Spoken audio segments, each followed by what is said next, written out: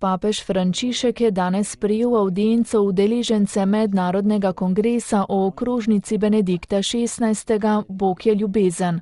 Dogodek je pod naslovom Ljubezen nikoli ne mine, perspektive 10 let po okrožnici Deus Caritas Est organiziral papeški svet Cor Unum. Kot je dejal papež Frančišek v govoru, prva okrožnica Benedikta XVI. Obravnava temo, ob kateri lahko podoživimo vso zgodovino Cerkve, ki je zgodovina ljubezni. Je zgodovina od Boga prejete ljubezni, ki jo je treba ponesti v svet. Ta prejeta in dana ljubezen je temelj zgodovine Cerkve in zgodovine vsakega med nami.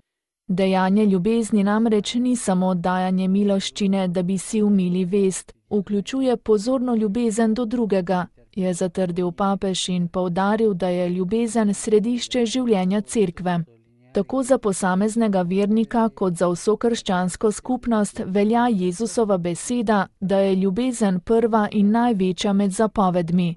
Ljubi Gospoda svojega Boga iz vsega srca, iz vse duše, z vsem mišljenjem in z vso močjo. Ljubi svojega bližnjega kakor samega sebe.